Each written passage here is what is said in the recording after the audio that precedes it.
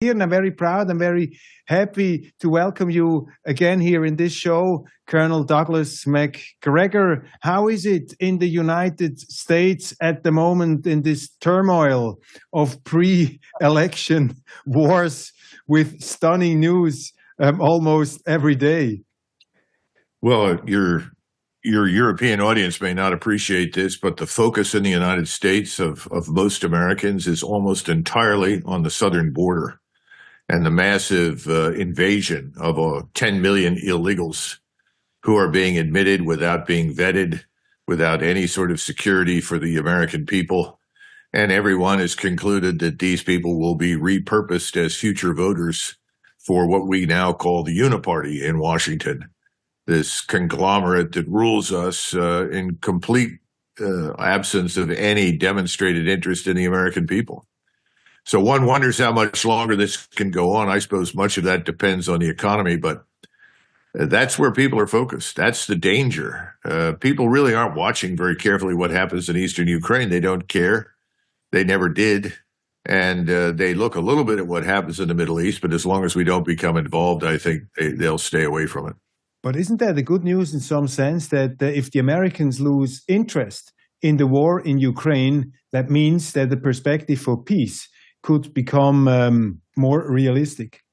No, simply because we are irrelevant to the government.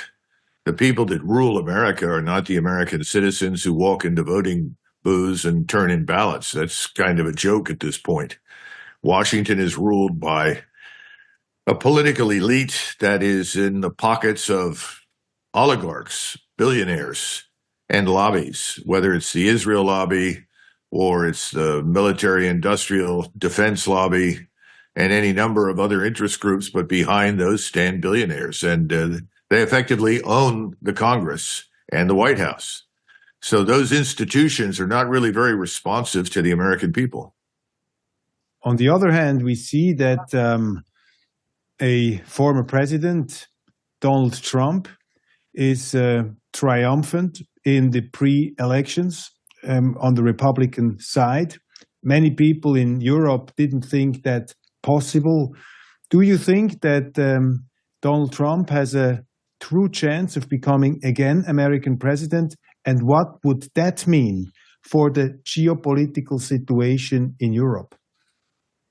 Well, there's a chance that he could become president, but it presupposes that there's enough electoral integrity to ensure that if he wins, he's actually inaugurated. That's open to question. More and more evidence has come out over the last several years about the election in 2020. So frankly speaking, first question is, can anybody be elected in the midst of this electoral integrity problem? And I don't have an easy answer to that. Secondly, assuming that he does get in there, what does that mean for the rest of the government? The last time he was elected, every rally that he attended, whenever he spoke to the American people, he was greeted with these thunderous chants. And the chant was, build the wall, build the wall. In other words, secure the southern border. When he was finally elected, what did he do? He said he was going to address the problems in Obamacare, a new healthcare legislation. What happened on the border? Not much. This is the problem. I don't know, given what he's got around him in terms of people, that we should expect anything different. I hope so. I'm not sure that the election is going to matter very much. Mm-hmm. And there are no easy solutions to the enormous problems we confront. No one running right now, with the possible exception of RFK Jr., has offered any solutions. Now, Donald Trump says, well, I'm going to conduct the largest deportation operation in history. And everyone thinks that's impossible. Well, we deported 9 million Mexicans between 1929 and 1930.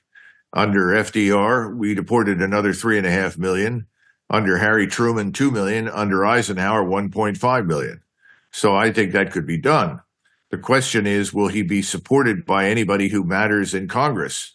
And remember that some of the same oligarchs, I like to use that term now, the billionaires who shape policymaking in Washington, who are interested in prosecuting wars in the Middle East and wars in eastern Ukraine aren't really interested in securing our borders or, frankly, in the American people. So there's no easy answer. Mm-hmm. How politicized is the judiciary in the United States? We are surprised when we read reports about this verdict now in New York, where they said the former President Donald Trump had to pay $450 million because of a fraud case in which the banks are saying, well, we didn't lose 1 cent. I mean, there was a lot of, in some parts, critical reports reporting on that. Is the judicial system in the United States politicized in a way that they try to get rid of Trump in that sense? Yes. Yeah. It's true. You know, the judicial system in the United States consists or is composed of people who were appointed to their jobs under several different administrations. And frankly, from 1992 onwards, most of those judges who were appointed stood to the left of center. There was some modest increment of more middle of the road, politically centrist judges under Trump, but frankly, the majority fall into the leftist camp. Mm-hmm. Now, some of that varies with geography. You know, I wouldn't want to be tried for anything in New York City or Washington, D.C., or I would fully expect whatever they accuse me of, whether I was guilty or not, I'd be found guilty and end up in jail. Mm-hmm. That's how serious the problem is. So, yes, again, everything that we Americans have taken for granted for 200 years has fallen apart. The institutions are facades. Behind them stand almost nothing. And public trust and confidence in these institutions is at an all-time low. What was your impression as a military man, as a high officer of the armed forces of the United States? What was your impression of the interview, Tucker Carlson with President Putin? What's the essence? I think most of us view Tucker Carlson. When I say most of us, I'm talking about Americans in general, not just people in uniform. And when you talk about people in uniform, you always have to distinguish those at lower levels from the people at the top. And the senior ranks of the armed forces have been politicized for years. We can go all the way back to the Vietnam War. And until Kennedy was president, Eisenhower and his predecessors seldom, if ever, appeared in public with anyone in uniform. And when the various chiefs of staff of the Army or the Navy came over to testify in front of the Hill, either the Senate or the House, they wore civilian clothes because it was made very clear, don't wear your uniform and try to intimidate members. Wear civilian clothes and speak to them as American citizens. All of that went away in the 1960s. Mm-hmm. And since the 1960s, officers have been appointed to very high levels for the purpose of strengthening the political hands of the various administrations that have held power in the White House. In other words, if you stand next to a four-star and say, well, I'm here with General so-and-so, and you see all of these decorations, even though 90% of them are meaningless, the assumption is, oh, yeah, he must be right, or he wouldn't have this general with him. The general is backing him up. And, of course, people were eager to be used as props for politicians that helped their careers, that got them appointed. You know, Milley was a wonderful example of that. Mm-hmm. And so is his successor. So were most of his predecessors. They were people that were user-friendly to whomever was in political power. Mm-hmm. So that's an enormous problem. So when you say, as a former professional soldier, how do I feel? Well, I see Tucker as a voice for freedom of speech, as someone who is a voice in the wilderness right now in the media in the United States, and for that matter, in the West. Mm-hmm. I've read a number of German reports that are just over the top. They make no sense at all, describing Tucker Carlson as some sort of Putin agent. They don't realize the numbers of people in their governments that are bought and paid for by people like Soros and others. Mm-hmm. Tucker isn't bought and paid for by anybody, and neither am I. And I'm happy to list my sources of income and compare those with the retired generals that they bring onto the mainstream media. And gosh, you're going to be surprised where their money comes from. So suddenly their message is very predictable. So no, I think it was a wonderful exercise in freedom of speech. And I would say that 90% of what President Putin said, I agreed with completely. It was accurate. It was not an attempt to fabricate anything. Where he fell apart, in my judgment, was his discussion of the outbreak of the Second World War. Mm-hmm. That was unfortunate. I wish he'd have left that out completely, because that was a blemish on an otherwise excellent discussion. Interesting was that President Putin was somehow, that was my impression, trying to convince the West that first, he's not this crazy invader who wants to conquer the world, but that this is a conflict with the Ukraine, which has very old roots, ancient roots almost, and that he's still focused on negotiating. That was for me the essence of this interview. What is it for you? What was the most interesting thing you took out from that conversation? No, I think you're right. As I said, what he said was truthful. The amazing part to me is that he continues to hold out hope that there will be a negotiating partner. And I would have thought that after his experience in 2022, when Boris Johnson showed up and destroyed the agreement that both sides had reached, it would have been clear to him that he wasn't going to have a negotiating partner. Mm-hmm. The second part is I'm surprised that he is still open to doing business with us in any form, because we have lied to him repeatedly for years, and his predecessors. Now, here's something your viewers need to understand. Mr. Putin has always been known as friendly to the West, and he's probably, as a Russian senior leader, an individual who understands more about the West and appreciates it, particularly because of his years in Germany, than almost anyone else in the Russian political elite. And I would be very concerned about what happens at some point when President Putin is no longer in charge, because others around him and many, many others who aspire to be in his place are very hostile to the West in ways that should frighten everyone. So, no, I agree with you. I think he did a wonderful job on that score. But, of course, it doesn't make any difference what he says, because the media is in the hands of his opponents and frankly, our opponents, the people that are oppressing us, who are keeping the borders open, who are rewarding millions of people for coming to the country, passing out cash, phones, plane tickets, bus tickets, whatever they can get, and dumping them inside our country, much as you experienced after 2015, thanks to Mrs. Merkel and others. This is what faces us. And it's going to, I think it's going to blow up in everyone's face, but it probably won't blow up dramatically until the downturn in the economy really, really hits home. I mean, because we can't afford them. Yeah. What is interesting in the reactions we had in Germany and in Switzerland, a lot of people pushed this interview aside, saying, well, you know, Putin, he can say what he wants. He's this crazy dictator, he's this aggressor, he's this ruthless autocrat. And just 1 week after this interview, we have the incident in this Siberian camp where Alexei Navalny died. I mean, it's very hard to say what the reasons, what the circumstances are. We have heard voices now from the Ukraine. The spy chief Budanov said, "Well, I have to disappoint you. Navalny died of natural circumstances." It's very hard to say, but here in the West, in Europe, in Switzerland, people say, why do you listen to Putin? He's a killer. Look at Navalny. Look what he does to the opposition. What would you counter to these concerned voices who think Putin is this maniac, this killer on the throne in the Kremlin? Well, even a broken clock is right twice a day, and Budanov, too, can occasionally tell the truth. I think he's telling the truth. We shouldn't be surprised by that. He's been through some very tough times. He's been through extensive surgeries. His health hasn't been good.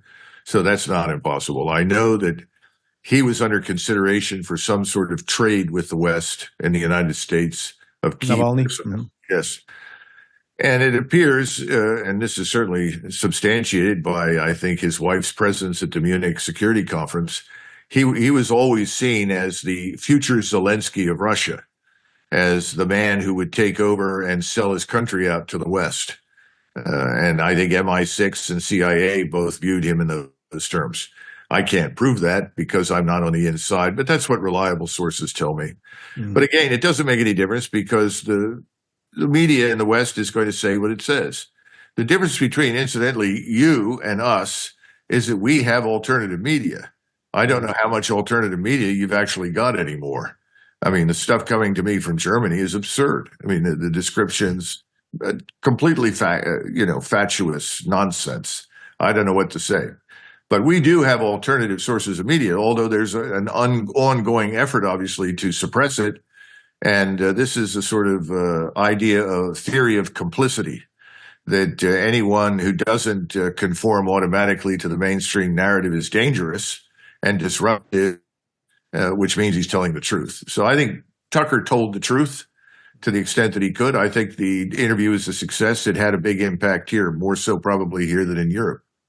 One has to stress the point that I haven't followed all your statements during this war, but when I heard you for the first time, I was always struck by your views and your predictions, which in my eyes seemed true.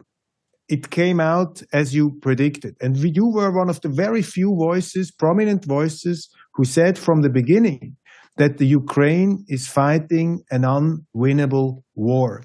And in this fog of propaganda, which is foaming out of the media, I would like to ask you again now, looking at the current situation on the ground in the Ukraine, what are we seeing now? What is happening in the Ukraine at the moment in your eyes? I think the Zelensky regime is falling apart.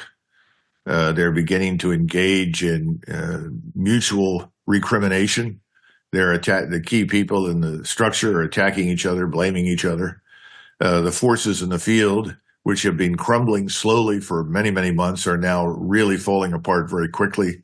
There is no appetite anywhere in Ukraine to send more men into action. There's great resistance to it. The secret police, the SBU, is rounding people up and shooting people, but it's not enough. At the same time, the population lives in mortal fear of the Zelensky regime. In fact, I spoke with someone who came back quite recently, within the last couple of days, who told me that the population in Ukraine is far more afraid of the SBU and the Zelensky regime than they are of the Russians. And they all would like this to end. But you're never going to hear that through the mainstream media. But I think that's where it is. And Zelensky seems to be very busy trying to close deals, selling off as much of Ukraine as he can to various agricultural conglomerates and BlackRock, headed by Larry Fink and others. I don't think it's going to last much longer. What's amazing to me, again, is that the Russians have exercised so much patience. And at some point, I think their hand will be forced. Putin's hand will be forced. He's going to have to close up the distance to the river to be sure. They are going to retake Odessa. They will retake Kharkov. Those things are already in planning and execution in the case of Kharkov. They've got about 110, 120,000 troops moving towards Kharkov right now out of Kupiansk. They have 90 to 100,000 headed to Dnipro. We'll see those things happen. The question is, what do you do about this cancer in Kiev if you're Putin? You've got to get rid of it. It would be nice if the Ukrainian military itself took things into hand and did something, but that hasn't happened. So at some point, their hand will be forced. Now, I know that the Russian General Staff is currently considering the mobilization of an additional 800,000 troops. Now, given that they're well over that number right now, what would they need an additional 800,000 troops to do? Well, if you get no agreement from the West, if no one will talk to you, if you cannot negotiate an end to this, you are compelled to march west. You will have to grudgingly cross the Dnieper River and hope that once you cross and start heading west, that people will take you seriously. I mean, the recent photographs and news about tactical nuclear weapons being moved further west inside Russia, that's not designed to frighten everybody per se, because they have no interest in using those things. It's a demonstration of resolve. And it's telling us that if you contemplate attacking us, we will deliver total war. and you will not win. I mean, that's the message. We hold a very weak hand. There's a reason that Chancellor Scholz and his colleagues have all laughed off Mr. Macron and his ridiculous statement about sending European forces or NATO forces into Ukraine. We certainly won't. We just cut 24,000 spaces out of the Army. The U.S. Army is now 450,000. That's a smaller number than the number of Ukrainian soldiers killed in the war. And now that number is out. I'm told now it's over 500,000, approaching 530,000. But for years, for months, people kept saying, oh, no, that's not true. Now people are beginning to admit the truth. It's harder and harder to conceal these things. 500,000 plus have been wounded. We're talking about a generation of Ukrainians whose lives have been destroyed. It's not going to last, but you would think if there were a shred of humanitarian interest in people in Ukraine, that Scholz and his colleagues would stand up and say enough is enough. I mean, it is striking. When this war started, even the most renowned war correspondents wrote, this war, Russia will lose within several months. Their armed forces, totally outmoded, ancient. They're using tanks which are totally out of fashion. People were ridiculing the Russian armed forces, making fun of it. I mean, I remember colleagues of yours, or you would say, professional soldiers, generals like General Petraeus, but others saying, well, in the February 2023, Mariupol will be reconquered, all these scenarios. What would you say after these 2 years now?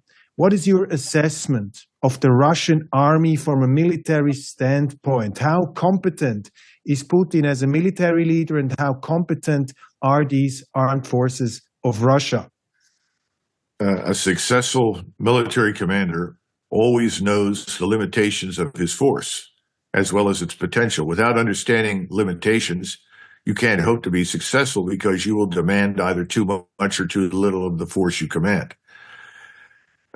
He is someone who I think from the very beginning wanted a limited war, and he went in with very limited means, only to discover that those means were inadequate. He corrected that problem. And today, the Russian military is probably stronger, with higher morale, better discipline, better equipment, and better leaders at every level than it was in the 1980s. So I think it's probably the best of its kind, certainly in Eurasia. No question about it. And contrary to everybody's expectation, Mr. Putin has been strongly supported in what he's done. Of course, there's always a 15%, sometimes 20%, that doesn't like what any government does. But over 80%, I would estimate 85%, based upon what I heard just within the last couple of days, 85% of the Russian population, strongly supports what he's done. And he's been very reminiscent. This is going to sound strange to some of your listeners. He reminds me of Field Marshal Montgomery, who commanded the 8th Army in North Africa. Remember, the 8th Army had been beaten to a pulp. Over 250,000 men could not stand up to 34,000 Germans and 70,000 Italians. He understood he had a morale problem. He understood that he needed new training, new leadership. He needed new equipment. He took his time, and he built a better force. And then once he launched the force was very successful all the way through to the end of the Second World War with a few minor exceptions. That's exactly what Mr. Putin and his generals have done. They built a very good force, but they never pushed it too far, too fast. They avoided unnecessary casualties, and they took advantage of this. We call it the revolution in military affairs, which very simply is the links between space-based surveillance, intelligence, reconnaissance, surveillance, and strike systems, from mortars all the way up to tactical ballistic missiles. And he's annihilated the Ukrainians who played repeatedly into his hands and attacked the absolutely impregnable defensive forces that were built to cover the flanks, so to say, of this force that was being built up. It's worked brilliantly. We still haven't figured it out. We don't understand it. We haven't learned it. And people like Petraeus and others gave the Ukrainians terrible advice. because they treated the Russian military establishment as some sort of backward World War II anachronism that could be defeated by a modernized World War II force. It's failed miserably. But again, they are on the winning side, these retired generals and politicians, because they're well subsidized. They're well paid for having said what they did. Remember, the truth doesn't matter. That's the sad part. It's the message. The narrative is what counts. And if you supply the narrative and you pay people to repurpose and repeat the narrative over and over and over again, then you eventually convince everybody it's true. And remember, most Americans were never interested in Eastern Europe. And so when you step forward and say, well, all of these retired generals were wrong, people look at you sort of with a blank stare. Really? Well, they're generals, aren't they? I mean, this is pathetic. It's tragic. Same thing's true in Great Britain, where you have lots of blowhards who are senior officers over there predicted the same nonsense. Will NATO accept a Ukrainian defeat? I mean, all these leaders have talked themselves so much into demonizing Putin as kind of a new Hitler, as this some kind of crazy Alexander the Great who wants to conquer the whole world. I mean, can NATO just let Ukraine drop and say, okay, we were wrong, sorry, sort out your own things? Or do you expect that there will be some kind of counter reaction by the West? Is the West even capable of countering this? Has Putin now the control of the situation? What would you say? That's a good question. And I'm not sure that I'm in a good position to answer it, frankly. As I said before, I know what Americans are interested in. I know where they're focused. I don't know precisely in Europe what most European populations think. I do know that in Scandinavia, Germany, Austria, the Netherlands, in the Germanic countries, there is still a willingness to march without much question in the direction that the government and the media tell them to move. It's disappointing. So I guess there are two possibilities. One is that we, after the fall elections, get some sort of change in direction, and that change in direction results in an American decision to essentially end our participation in this debacle. I don't expect anyone to stand up and say, we were wrong, we've done enormous damage. It'll be like Vietnam. Suddenly it vanishes from the airwaves. Our forces leave. They just pack it up and go away. It's what I keep trying to tell Europeans. We're a commercial power, but we're primarily an air and naval power. So when things don't go our way, we leave. That's the simple truth. That's one possibility. And then the Europeans say, oh, the Americans have abandoned this. They've left. Maybe it's time for us to do the same. That's one possibility. I don't think NATO will survive, friend. I'd be very surprised if it survives this whole crisis. Eventually, it'll go down. On the other hand, there's another disappointing possibility. And that is you end up you remember this film called Untergang. And at the end of the film, the man who was playing, Bruno Ganz, who was playing Hitler, says, goodbye, I'm going into my office now to shoot myself or something. And you have this women standing out there and say, Mein Führer, what about the endgültiger Krieg, endgültiger Sieg? And he looks at them like, what are you, an idiot? I guess, it took a lot of Germans time to figure out that Soviet forces were really on the outskirts of Berlin. They couldn't believe it. And I'd say that our media has done an excellent job of misleading everybody in Europe and to a lesser extent here, because as I say, we do have alternative sources and people aren't really interested in it. And you still have a New York Times, which astonishingly brought out this report last Sunday, where they said there are 12 CIA secret bunkers, more or less at the Russian border, since 10 years. I mean, it's amazing that our newspapers didn't even quote the New York Times. And the New York Times had to say, well, Putin was not so wrong after all, when he said that the Americans were really interfering, were really, on our outskirts in Ukraine. I mean, the Putin narrative was somehow confirmed by these reports. I mean, at least even the New York Times brings these kind of reports. This is a silver lining of some kind. Well, what that really indicates, because we've been down this road before, where reports are leaked deliberately from the intelligence committee because the decision has been made to end everything, to basically begin the gradual retreat or withdrawal. We had similar experiences in the last year or so in Afghanistan. Now, we always knew that everything that was being said about Afghanistan was a lie. But again, it wasn't confirmed until near the end when it became clear, well, we're going to get out. And you have similar problems in the Middle East right now. We did that in Vietnam. It was only towards the end that you began to see the truth emerge. So I'm sure that the New York Times probably said, well, what do we lose by publishing this? Because it's probably going to happen anyway. They've leaked it. If we don't publish it, somebody else will. And we want to be able to say that we did tell the truth at some point. Because so you would say this is like a mental preparation for leaving, for giving it all up? I think so. Yeah. I think so. We always end on an optimistic note in these not so optimistic times.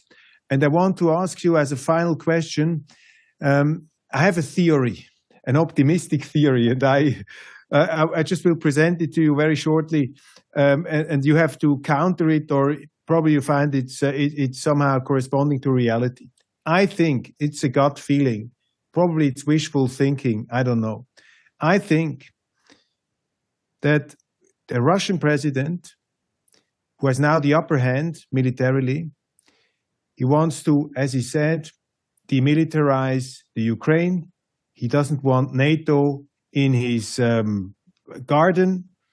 He wants to create a buffer zone with some kind of militarily non-threatful, whatever kind of rest state of Ukraine. But then he will, from a position of relative strength, stretch out his hand to the West, because the Russians and the Chinese are not very easy bedfellows. And the alliance of China and Russia is not really an alternative from the Russian perspective to the Russian relationship with the West, because my gut feeling is the Russians think, and especially Putin, they are some kind of Europeans. They want to have the Western respect. They want to be respected by the West. So the good news is, when Putin wins this war, he reaches his goals, then he has a position of relative strength, and then he will try to build a bridge again to the West. Is that realistic, or is this total wishful optimism?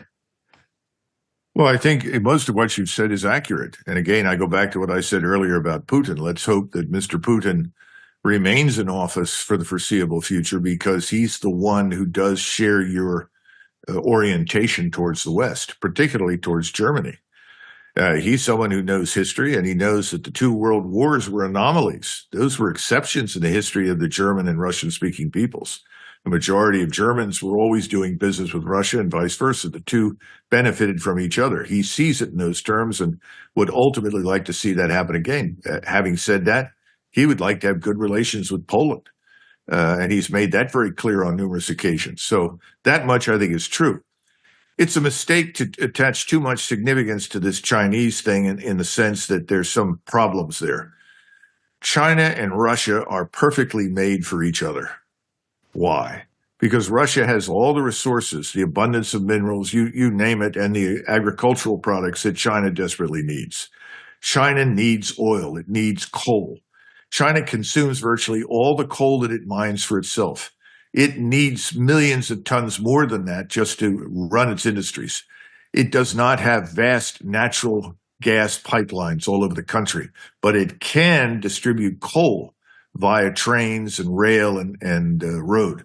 There are a lot of things that the two need from each other, but that doesn't mean that there's hostility. Neither is interested in fighting the other. And remember that they both share similar views in terms of who is a future possible opponent. And that possible opponent is right now us, though I think that will diminish in the future because we're losing interest in this nonsense. There's no reason for us to be in Asia with military power. That's all nonsense. The Chinese are not an aggressive military power. So what do the Russians and Chinese share in terms of a view of the future? It's called Japan. Japan is a juggernaut. Japan is unlike any other country in Asia. Japan is a hugely powerful scientific industrial state with excellent armed forces that could overnight defeat anything sent against them. Now, the Japanese don't want a war either. Okay, let's not get confused. But if you're Russian and you're Chinese, you worry about us, but you say, well, the Americans, they may pull out anyway. They're not in Asia, but who's here to stay? Who do we worry about? That's Japan. There are a lot more reasons for the Russians and the Chinese to cooperate than to struggle with each other. So I wouldn't attach too much significance to that. But everything else you've said is true. And I don't think that's a new development in Russian history. And I hope that someone in Berlin wakes up, smells the coffee, and recognizes this is all nonsense. By the way, if you look at what happened with the Nord Stream 2 or Nord Stream 1, back in the 50s and the 60s, the United States went to great lengths to ensure that the EU did not buy natural gas and oil from Russia to the extent that we could. We obstructed it then. We've obstructed it again recently during this Russo-Ukrainian war. Why? Because at the time, it was the Cold War, and we were trying to isolate the Soviet Union, which represented an existential threat to us in the West. It was real. That's not true today. There's no reason for it. The Europeans need to wake up and figure that out. The Russians, by the way, if you were sitting in Moscow and you looked west and you look at what's going on in Germany, Sweden, France, my God, why would you want anything to do with managing those countries? Those societies are in trouble. Those countries are in turmoil. The Russians aren't interested in that. They want to ensure that their society survives and flourishes. So the whole business about Russian offensives aimed at the West is just nonsense. It's got to go away. It's so interesting, so fascinating. I mean, I had so many associations when you were talking, or I was thinking of a very provocative question to end our discussion. And the provocative question would be, you can be put into prison probably in Germany for asking this, but the longer I look at it, and of course it's very difficult to make a final judgment on current events, but I just thought of a statement by the American director Oliver Stone, who said in an interview with the WELTWOCHE many years ago, 7 years ago probably, he said, we asked him, what do you think about President Putin? After he had this very long conversation. And Oliver Stone said, well, to me, he seems like probably the most reasonable man in this madhouse of idiots crowding our political arena. Is Oliver Stone so completely wrong with his statement? No. And the problem for us is that if you look at President Modi in India, look at President Xi in China, President Putin in Moscow, those men have been around for years. They all know each other very well. How many people do we have in power today who have any real experience of wielding power for more than a few years? Very, very few. And what kind of a structure did those three men emerge from? Whereas you don't get to the top in India or China or Russia by being stupid.